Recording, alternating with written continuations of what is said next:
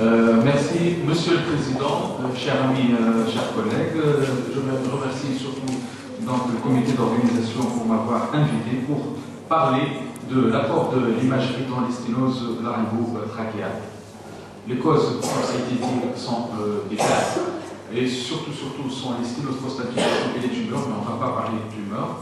Le rôle, ça a été dit, le rôle capital de l'endoscopie n'est pas à discuter. Mais l'imagerie joue également un rôle important et cette imagerie est dominée par le scanner, notamment le scanner multibarrette et notamment donc, en préopératoire, dans les sténoses infranchissables et dans le suivi post-thérapeutique. Alors quels sont les moyens d'imagerie dont on dispose? Tout d'abord les clichés standards de face et de profil, aussi bien pour le rachis cervical que pour le thorax.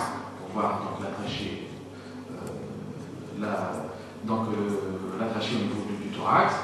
Les tomographies ne sont plus demandées. Ces clichés et les tomographies sont complètement supplantés par le scanner et surtout depuis l'avènement du scanner multibarrette est devenu l'examen de choix. L'IRM est d'indication tout à fait exceptionnelle.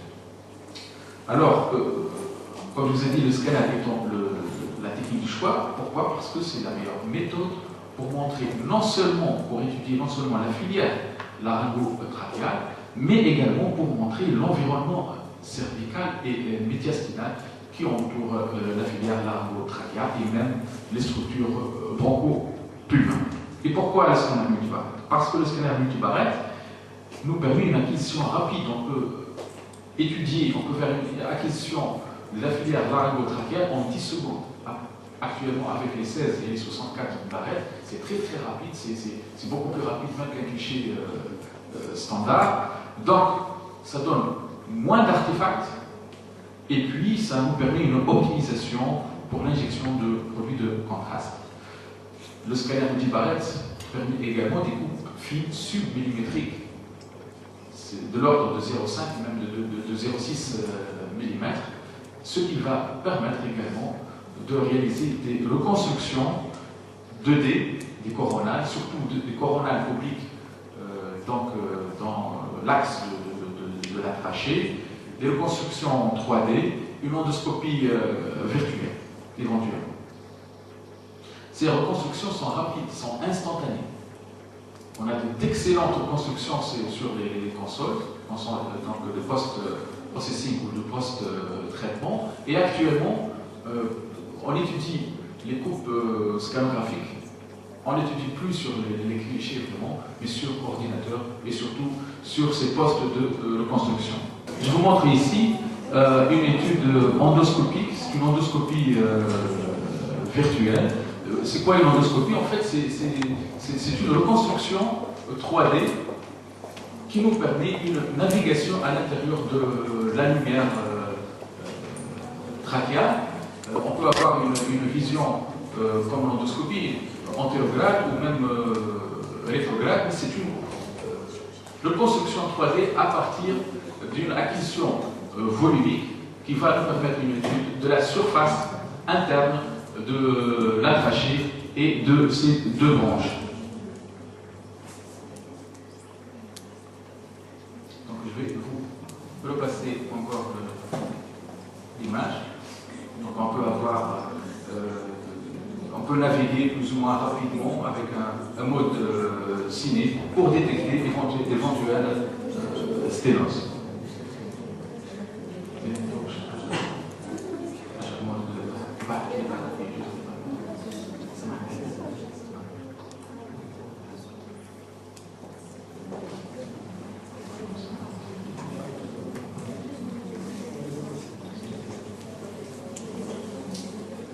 On peut faire également d'autres constructions type 3D avec un mode ciné qui permet de bien exposer aussi bien la trachée que les branches.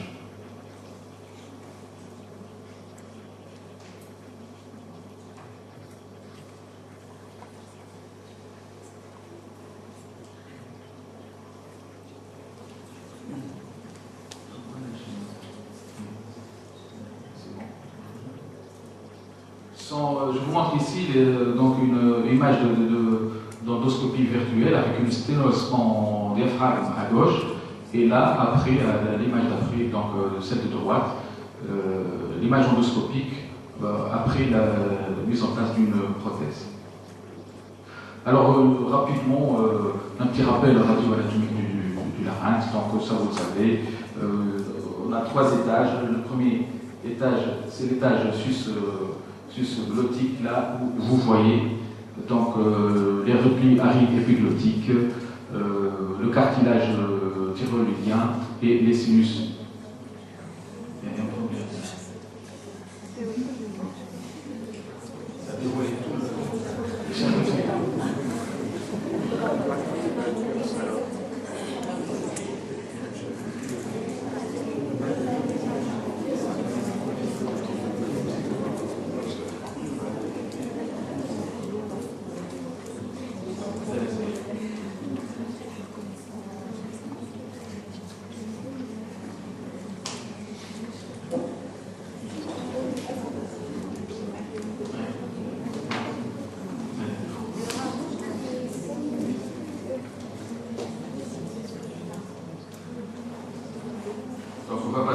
Rapidement à l'étage glottique où vous voyez aussi bien les cordes vocales, les arythénoïdes et le cartilage cricoïdien.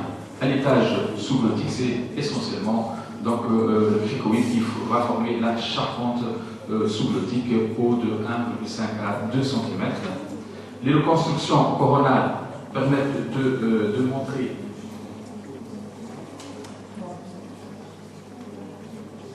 montrer ici, vous avez donc le ventricule, l'étage glottique, l'étage sous-glottique et puis la trachée.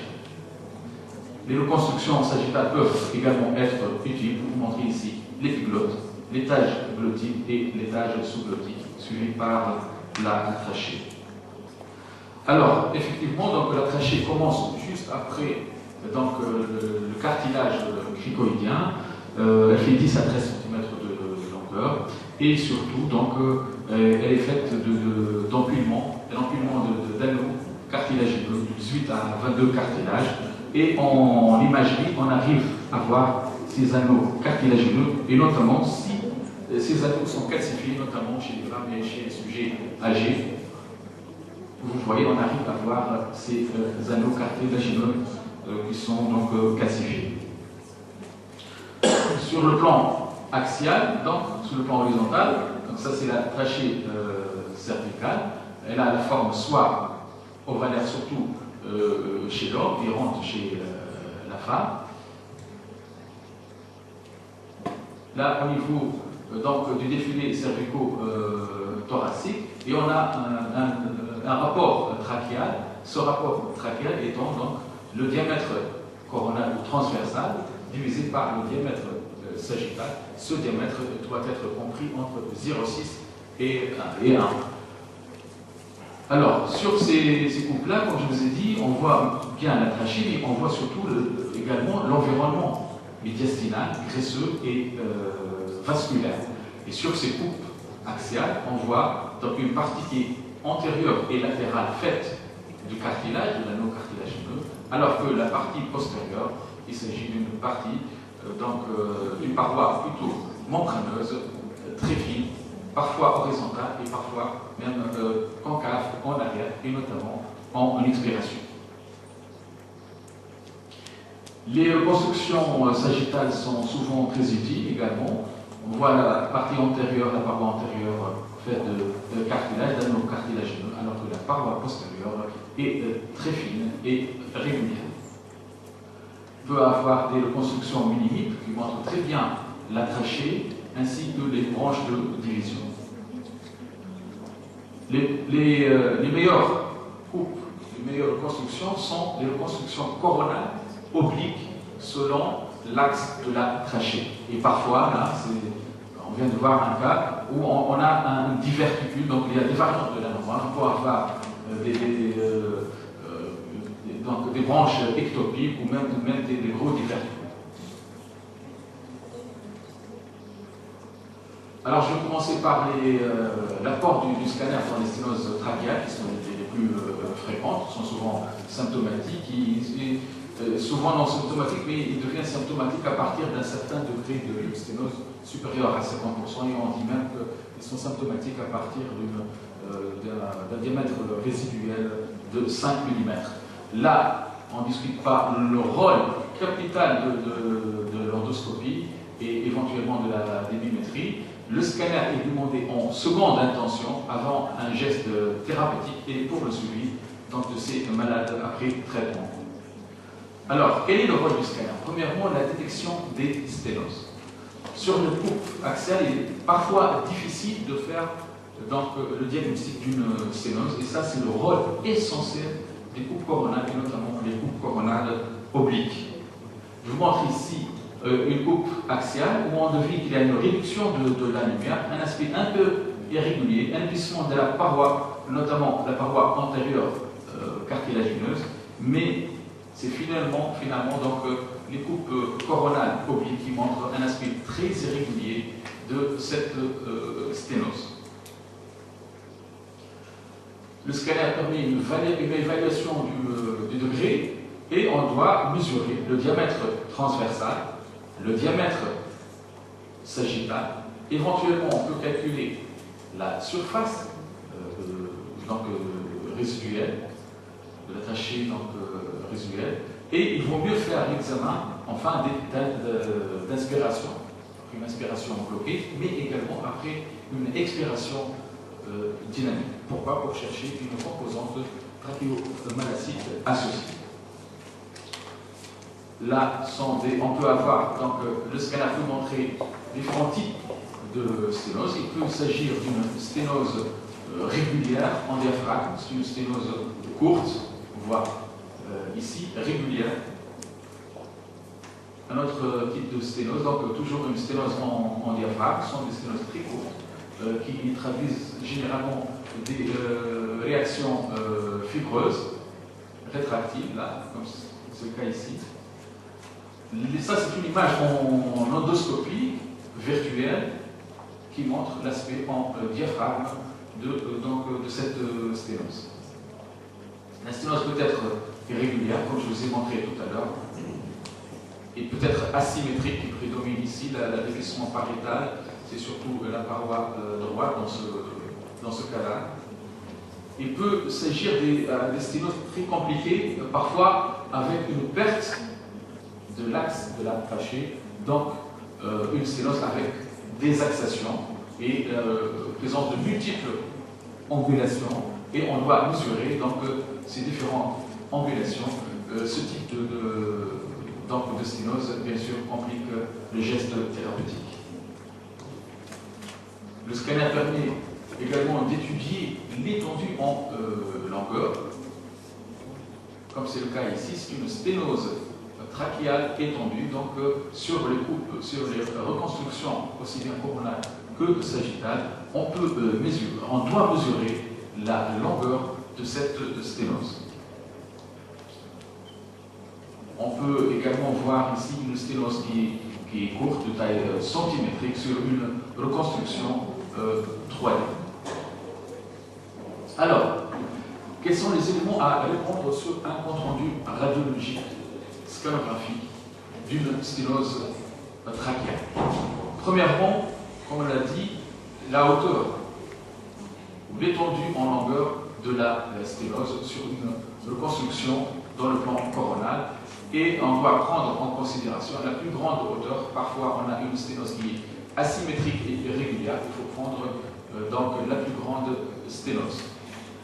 On doit mesurer le pôle supérieur, la distance qui sépare le pôle supérieur des cordes vocales, pôle inférieur de la carène, le diamètre résiduel, mais surtout le diamètre natif. Le diamètre natif, pour une éventuelle prothèse, on doit calculer le diamètre natif, et bien sûr le diamètre de la trachée jacente et sous-jacente. Là, dans un cas, donc, on doit mesurer donc, le diamètre résiduel, le diamètre natif, le diamètre de la trachée sous-jacente. Les étiologies sont multiples et en imagerie, en scanner, on ne prétend pas donc répondre à la question de quelle étiologie s'agit-il.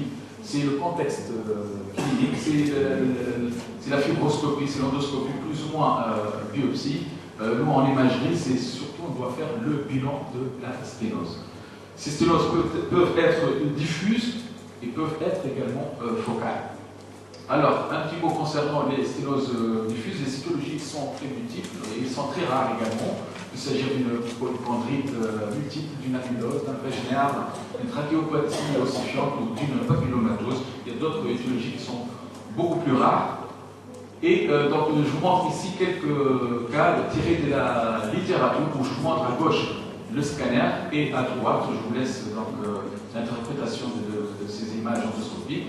Là, donc, une granulomatose de Fechner. Et quand on étudie, on va étudier donc, la diminution du diamètre, mais également l'épaississement de la paroi. L'épaississement, dans ce cas-là, est circonférentiel, qui atteint aussi bien la partie cartilagineuse que la partie membraneuse postérieure. Et ça, c'est l'œdème muqueux.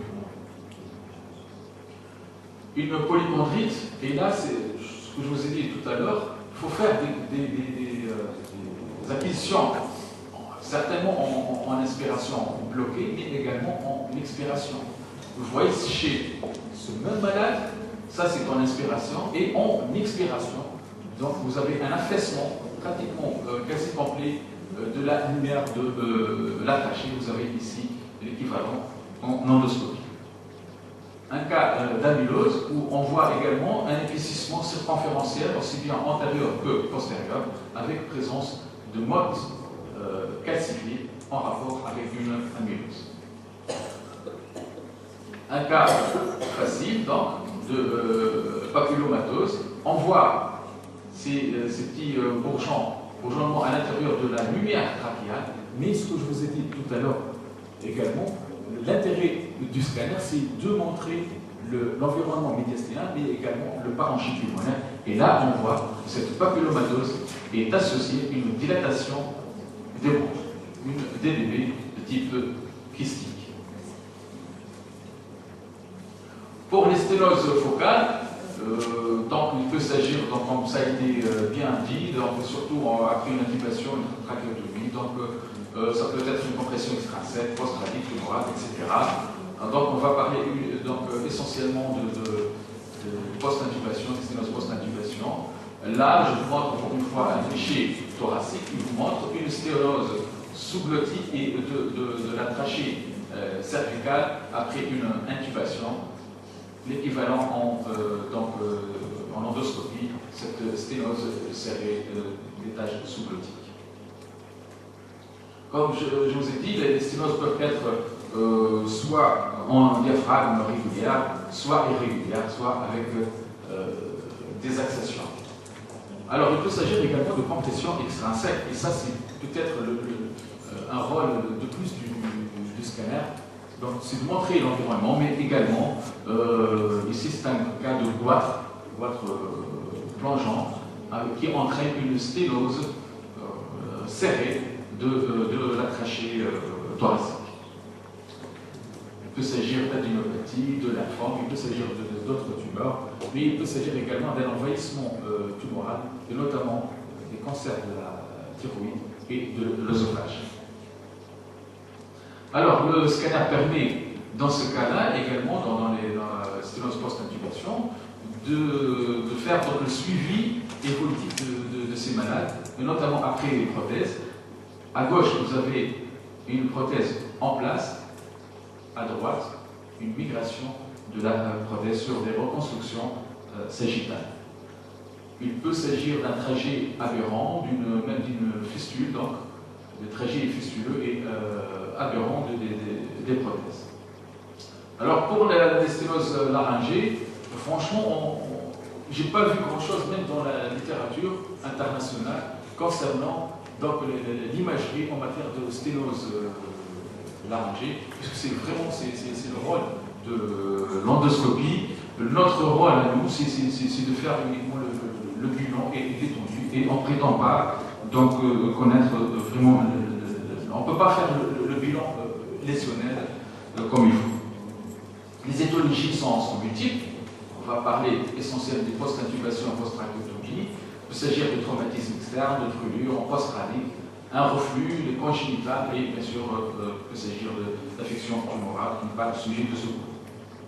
Alors, post-intubation, ça a été bien dit, c'est vraiment l'ischémie, la mésanine du cartilage, les infections, c'est le rôle de l'endoscopie, et comme je vous ai dit,